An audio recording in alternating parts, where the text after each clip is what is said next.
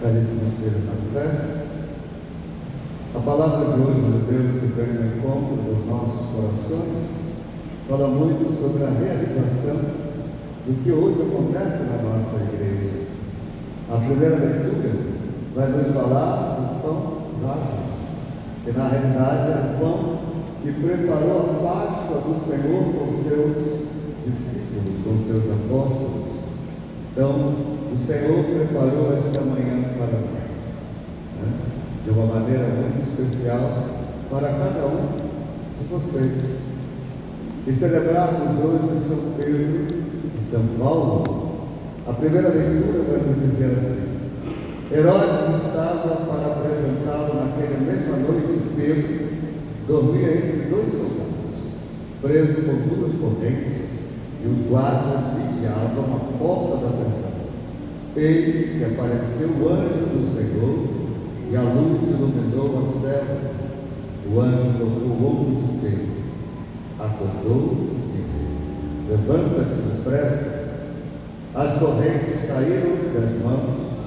O anjo continuou: coloca o cinto e calça tuas sandálias.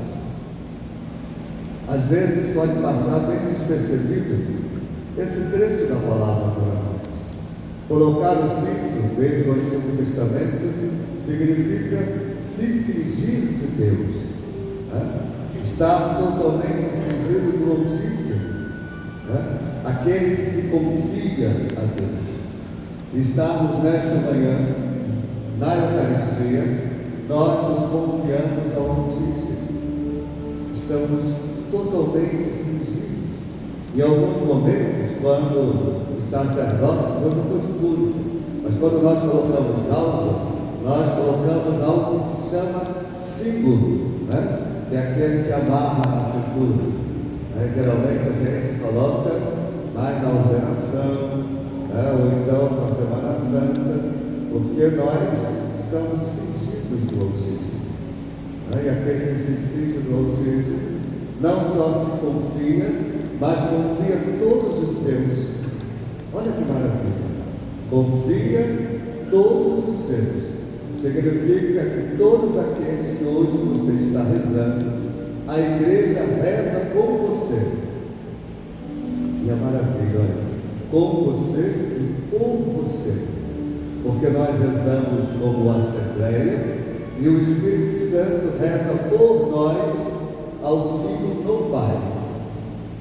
É uma tríade: Pai, Filho e Espírito. Então, nós oramos, gostei, viu? Não faltou catequese, muito bom. Parabéns, viu? E no momento em que nós nos colocamos totalmente na presença do Altíssimo, Ele também nos coloca, não é isso? A sandália da fé. Porque às vezes nós passamos por lugares que nem sempre são tão seguros durante a nossa semana, durante a nossa vida. Quantos lugares que você já passou diante da sua existência? Se hoje você tivesse que fazer de novo o mesmo percurso, você não faria. Então, colocar as sandálias significa, né? Andar seguramente. Nesse texto não tem, mas em outro texto do Apocalipse vai falar também do anel, né? O Senhor coloca o anel no dedo. Depois, por quê? Porque o anel significa a realeza da nossa filiação. Por isso que quando vocês se dão em casamento, vocês trocam aliança um para com o outro. E na realidade, na aliança do seu esposo deveria estar o seu nome. E na aliança dele, é isso? Aliás, eu toquei tudo, né? Mas vocês entenderam? Vocês entenderam, né? De vez em quando o tempo bate aqui, fica bem perdido. Mas vocês entenderam, vocês trocam não só de aliança, mas por quê? Porque vocês estão fazendo um voto diante do altar do Senhor. Por isso não é o sacerdote que diz: eu os recebo, igual eu falei hoje. cada um diz um para o outro, não é assim? Eu te recebo por minha esposa, eu te recebo. É um ato de liberdade. E aí, o Senhor Jesus nos diz: eu vos recebo como filhos, em nome do nosso Pai. Olha o ato de liberdade, né? Que todos nós, ele diz, né? Sejamos. Olha a liberdade do Senhor. E quando ele está dizendo isso, ele está dizendo que mesmo quando nós estivermos dormindo, porque aqui agora são 10 horas, mas na Itália são 4 horas a mais, no Japão são 12 horas a mais, então vai ter sempre a igreja orante por nós. Vocês prestaram atenção como diz? Coloca o cinto, calça tuas sandálias. Pedro obedeceu e o anjo lhe disse: põe tua capa e vem comigo. Pedro acompanhou e não sabia que era realidade o que estava acontecendo por meio do anjo, pois pensava que aquilo era uma visão. Colocar a capa, né? Quantos de vocês já pediram: mãe, reveste-me com a sua capa? Aqui na nossa comunidade, nós temos a troca das vestes e da capa, que a capa é sinal de sermos também revestidos por Deus da realeza dos filhos.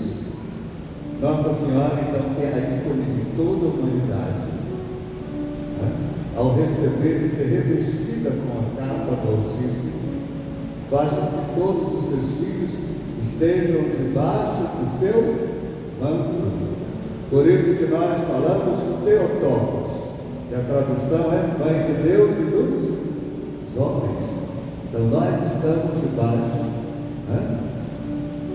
da capa ou do manto de nossa mãe.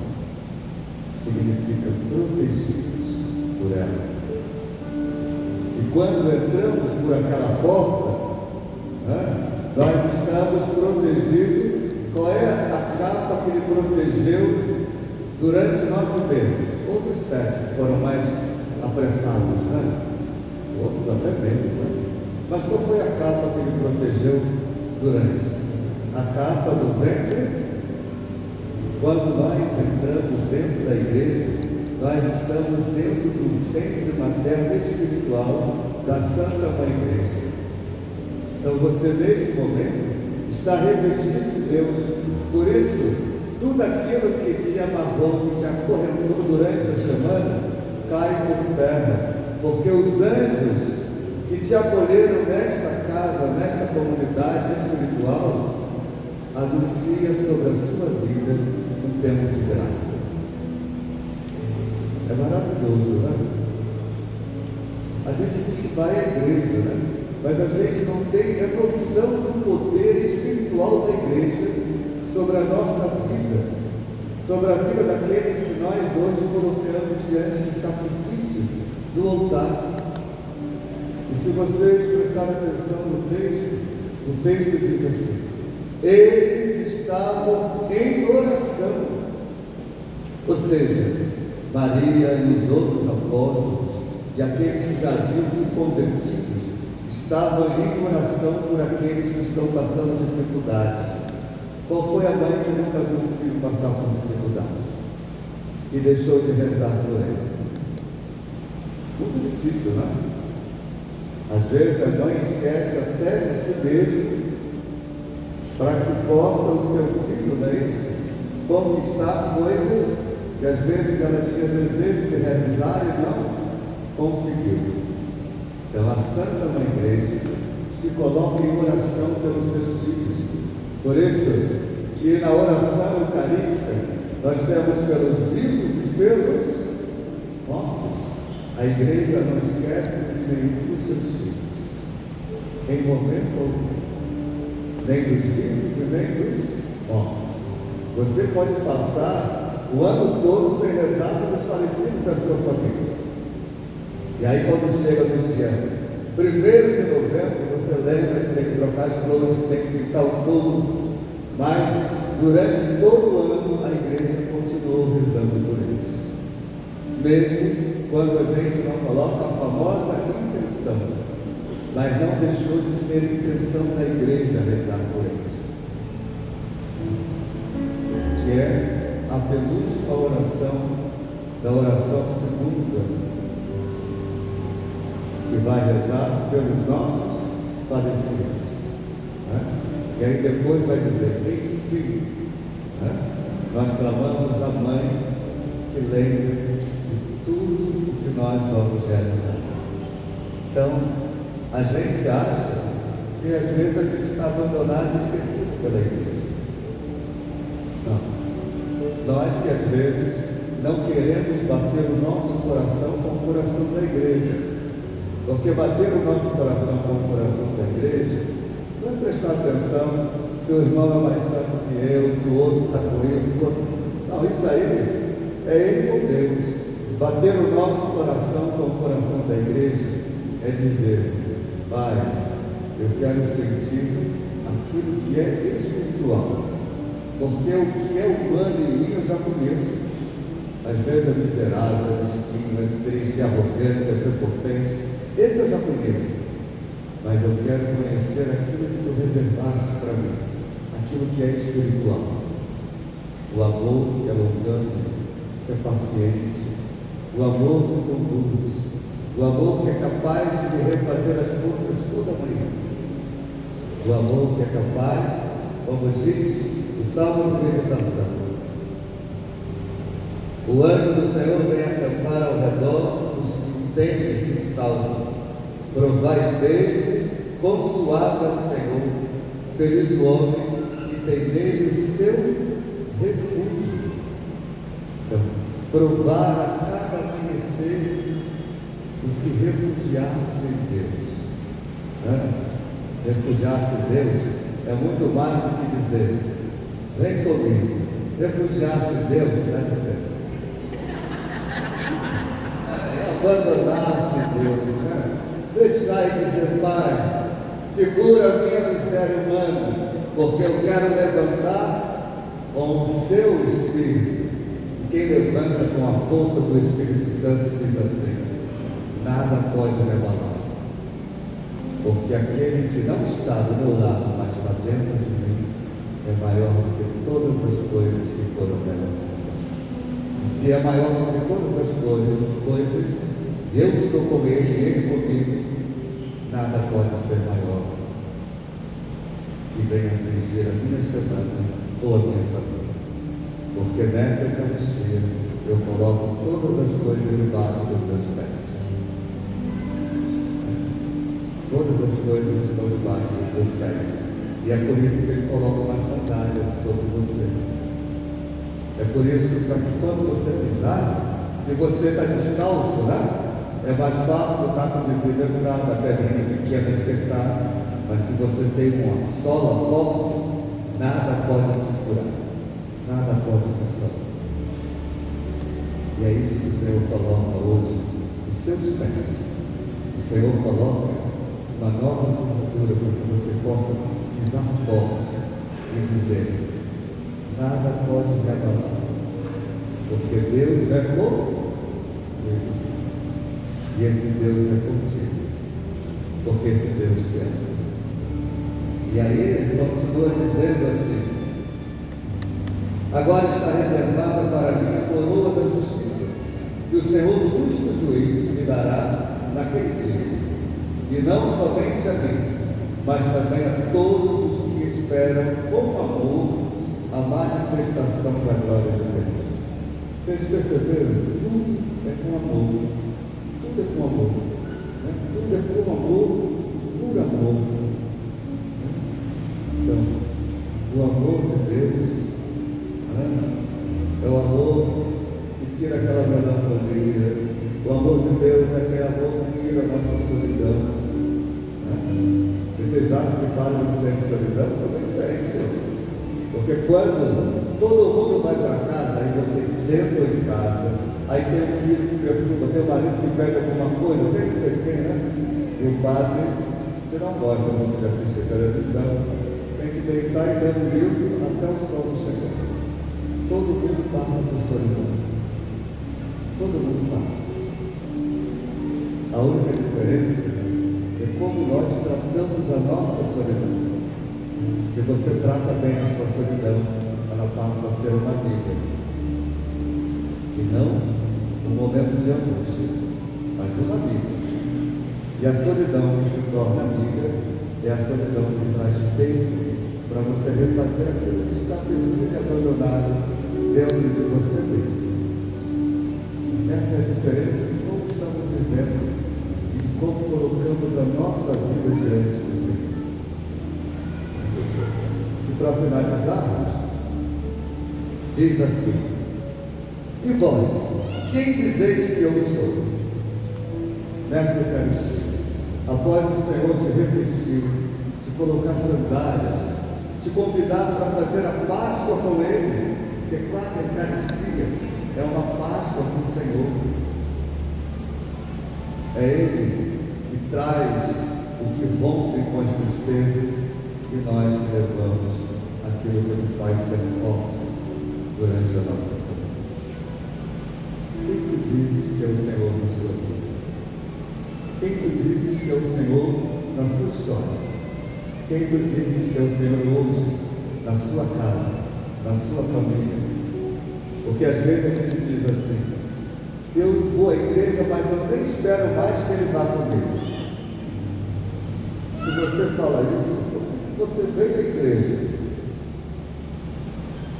Porque se você desistiu da pessoa que está do seu lado, não faz sentido você vir. Mas se você não desistiu, significa: Senhor, hoje eu sou uma metade daquele que eu deixei em casa, mas eu confio que essa outra metade um dia vai estar comigo aqui. Então, é confiar na graça. E a graça que vem do alto não decepciona o nosso olhar. A graça que vem do alto não decepciona o nosso olhar. Às vezes a gente não sabe colocar bem as nossas exigências, né? Que às vezes a gente tem uma exigência tão alta e as coisas estão acontecendo no natural e você não consegue perceber, porque você já se colocou acima de tudo. Mas se você coloca a sua exigência no natural, você vai provar o que é sobrenatural. Então, mais uma vez, acho que vocês estão cansados de ouvir o que eu vou falar, né? Mais uma vez eu profetizo sobre a vida de vocês aquilo que é sobrenatural, o que é natural do seu cotidiano, para que Deus possa manifestar as grandes coisas naquilo que vocês vivem ser pequeno. E aí sim, você vai poder dizer que a graça de Deus não chegou à sua casa, ela sempre esteve. Você que não sabia como lidar com ela. Porque se a gente diz que a graça chegou hoje, significa que nós éramos esses anos todos filhos da desgraça. Mas a graça sempre esteve em nossa casa. Nós é que não sabíamos como conduzir dentro do nosso lar aquilo que era a presença fortíssima e bondade de Deus para nós. Então que o Senhor te abençoe e te proteja, que Ele te guarde em todos os momentos da sua semana, que o Espírito Santo ilumine os seus passos, e se qualquer dia dessa semana você acordar triste ou abatido, que o médico dos médicos refaça as suas forças para um dia de vitória, e que você possa no final do dia, eu e o Senhor somos mais que vencedores em todas as adversidades da vida.